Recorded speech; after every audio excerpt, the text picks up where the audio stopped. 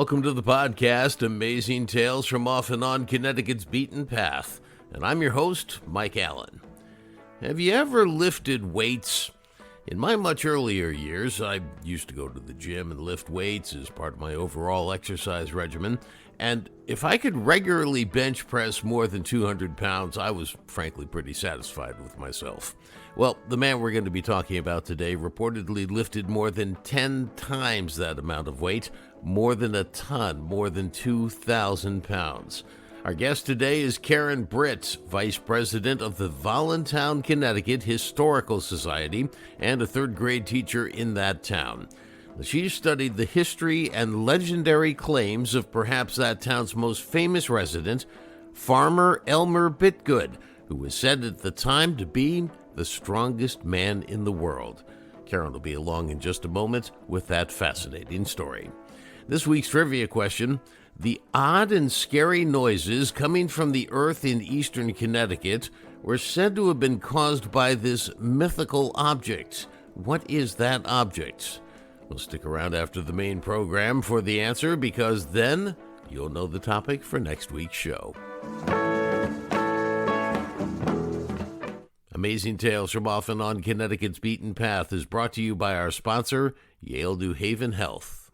When people need the best quality health care, there's a reason they turn to Yale New Haven Health. In 1826, Yale New Haven Hospital became Connecticut's very first hospital. They were the first hospital in the U.S. to use chemotherapy. Yale New Haven was the first to introduce insulin pumps for diabetic patients, and they introduced the world's first intensive care unit for newborns. For more information about Yale New Haven Health, visit ynhhs.org. That's ynhhs.org. He was called the strongest man in the world in his day, and while there's no question he was unbelievably strong, there is some lingering doubt as to whether some of the more infamous stories surrounding Elmer Bitgood are entirely true, or maybe stretched just a bit, or maybe a lot. In the late 1800s, newspaper articles appeared nationwide describing his tremendous strength. Elmer lived on the family farm in the rural eastern Connecticut town of Voluntown. Today, the census counts just 2,500 residents in Voluntown. Well, Karen Britt is one of them, and she has a couple of important roles. She's vice president of the Voluntown Historical Society, and perhaps even more importantly, she's a teacher. She teaches third grade. Now, she has a great lesson plan that we're going to talk about, one that she uses with her students to try and help them understand the true confines between truth and maybe some stretched legendary stories, and these in particular about Elmer Bitgood. In any case, Elmer Bitgood was strong, fantastically strong, and there is little argument about his appetite or his general ability to lift weight that was far beyond what his peers could even think about doing. Karen, before we get into some of the purported achievements of Elmer Bitgood, something you know a lot about in his whole weightlifting career and what strength he had, I'd like to start off sort of setting the stage with some details about the man himself so people can paint a mental image of what this guy looked like and how, big he was and that sort of thing. So if I could ask you to just sort of run down the statistics, his height, his weight. I know that somebody measured his chest at one point in time and his waist, his biceps. Can you just run down those statistics so that people have an idea what Elmer Bitgood kind of looked like?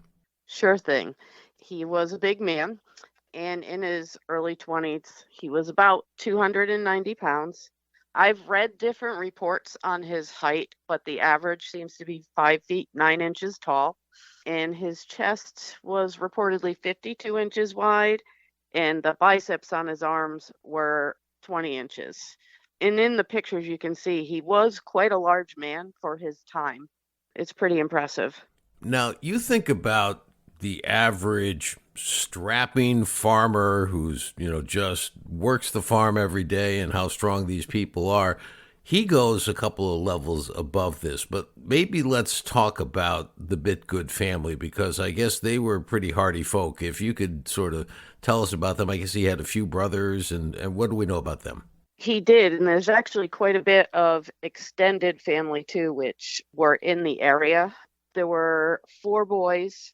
Jesse was the oldest, Robert, Elmer, and Doan. Elmer and Doan were the strong men, and they lived with their mom and father on the family farm. They had two sisters. The house that they lived in still stands today.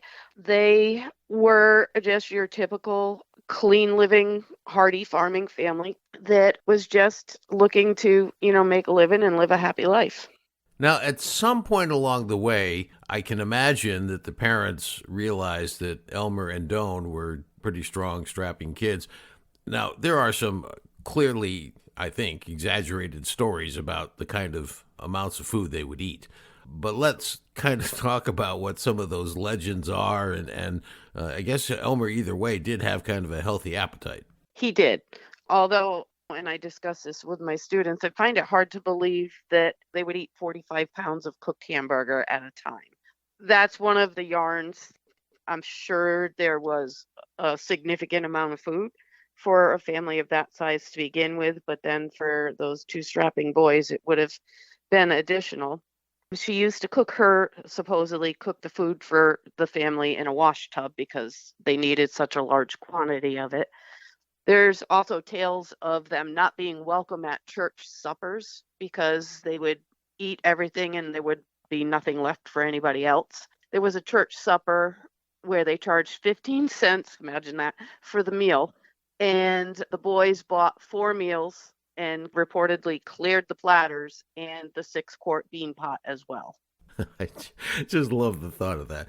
Now, he was born in 1869, so this is a few years after the Civil War ended. He lived to be 69 and died in 1938. And along the way, and this is probably late teens, early 20s, but correct me if I'm wrong on that, he actually fashions his own first set of barbells. Now, I read somewhere, and I may have this wrong, but my understanding is that when he was alive, the barbell company that actually invented barbells that we all take for granted today hadn't been invented. And so he had to fashion his own. Could you describe what those kind of look like and what they were? Sure. Some of them were just plain stones. Well, stones is kind of a relative term because they were actually boulders that he would have on the board for back pressing, but the barbells themselves were carved granite, and they essentially look like large round boulders with steel rods driven into them. And they're various sizes. There's one that he throws. It's just a large round boulder. It has a chain in the top with a handle that he would swing one-handed and toss a great distance. And how much did that boulder weigh? 900 pounds about. Just incredible.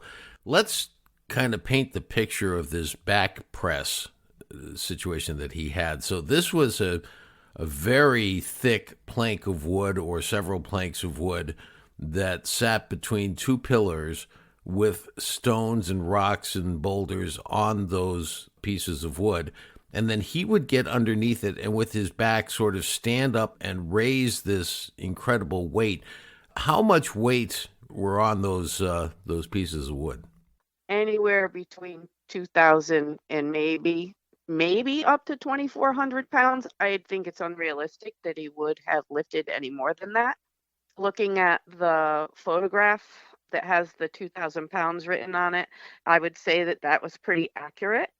This gets into the next chapter of this, which is that word of such feats spreads quickly, and indeed it did. Now, for those who are not familiar with Voluntown, it's in the very far east side of Connecticut, bordering Rhode Island, as a matter of fact. And a lot of the press coverage was really not so much Connecticut, although there was some, but it was Providence and Boston that came down, and actually reporters came down to document this huge man and all the feats that he was accomplishing. Is that correct?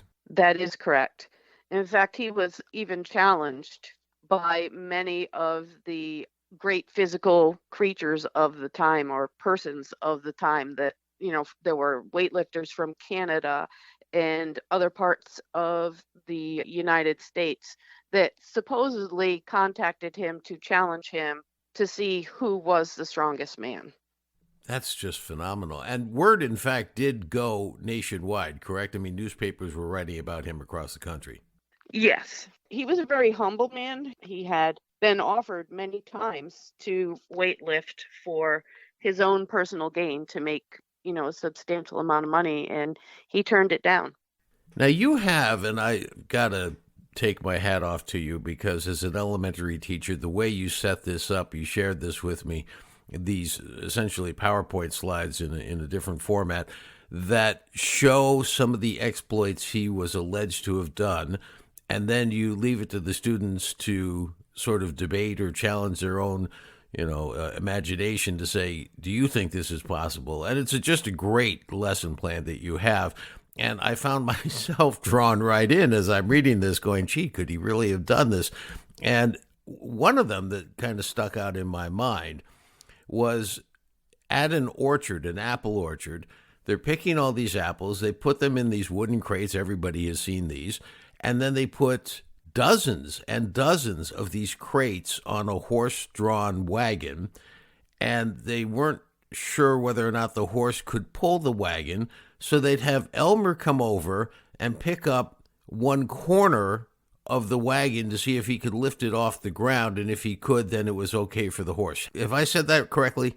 Yes, that is correct. That is how the story goes. Apparently, this apple grower spoke with Yankee Magazine, and I have not delved very deeply into the Yankee Magazine archives because I would like to see if there is any actual record of that. But yes, that is what he supposedly did. I provided a picture on the slide of a wagon freighted with some type of produce. It looks like it could be apples. But I try and reason with the students that I don't know if I was a farmer or an apple orchard grower, I would know what my horses could carry. I mean, I would think maybe the first time, but I don't think his services would be needed every time. Exactly. The other story that is told, which I think is fascinating, and I would rather you tell it than me, is this one about the steam engine and getting it onto a platform. What was that story? So Elmer's father owned a sawmill.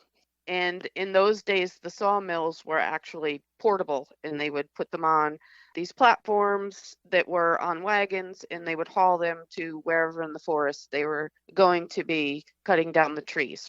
They were setting up this very sizable steam boiler, and supposedly they needed to raise the boiler to hook it onto the wagon.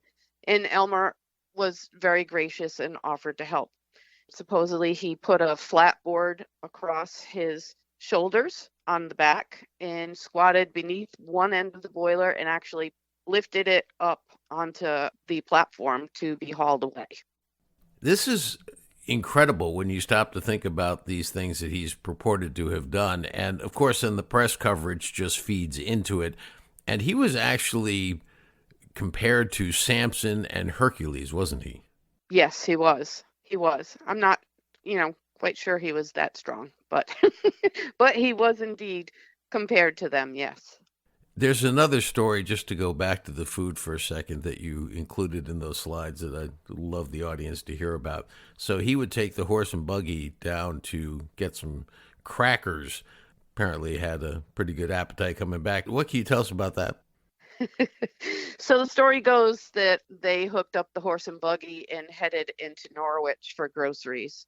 While they were there, they purchased a 55-gallon barrel of crackers and then proceeded to snack on it all the way home. And by the time they reached the family farm, the story says the barrel was empty. Is it really possible to consume that large a quantity of crackers? Is it possible that the true part of it is it was a 55-gallon barrel, but maybe they didn't eat all of them, but a significant amount of them?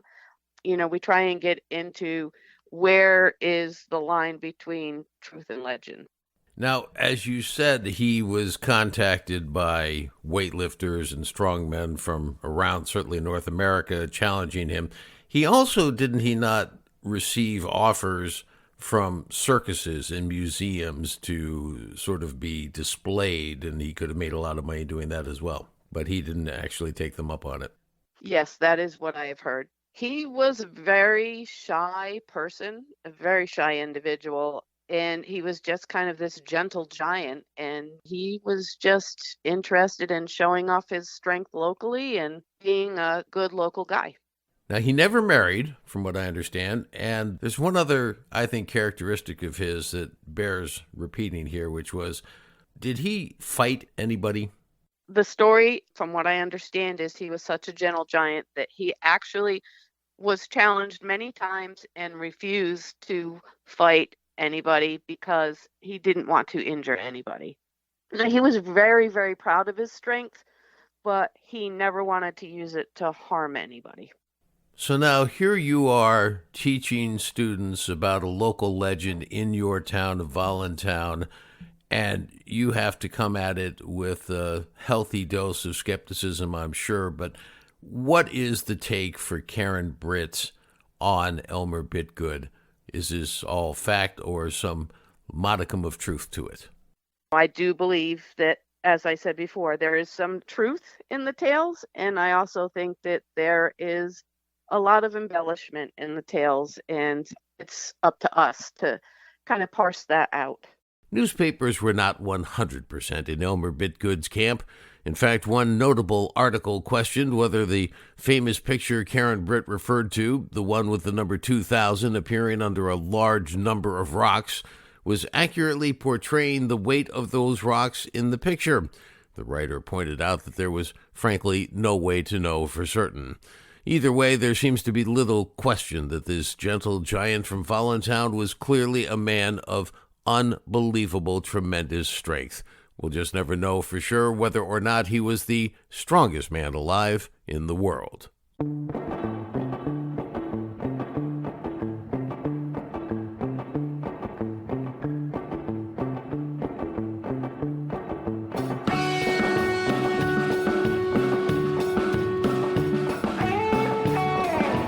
Well, that wraps up this episode of Amazing Tales from Off and On Connecticut's Beaten Path. You know, there's one other example from Karen Britt's student lesson plan that I want to share with you. It shows a picture of a 10-gallon milk container. Those are the types used for actually shipping milk. And then it says that Elmer supposedly drank 10 gallons of milk at lunchtime. Well, as she said, that's for each of us to parse out for ourselves.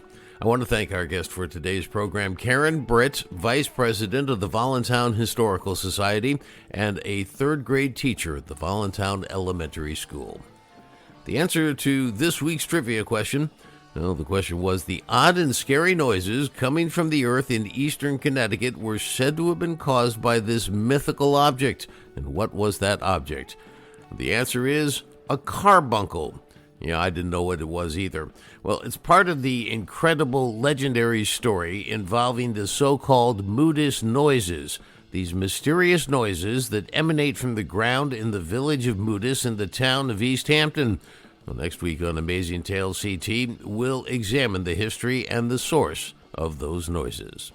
Amazing Tales from Off and On Connecticut's Beaten Path is a production of True North Associates, LLC. This is Mike Allen. Be safe and please stay healthy.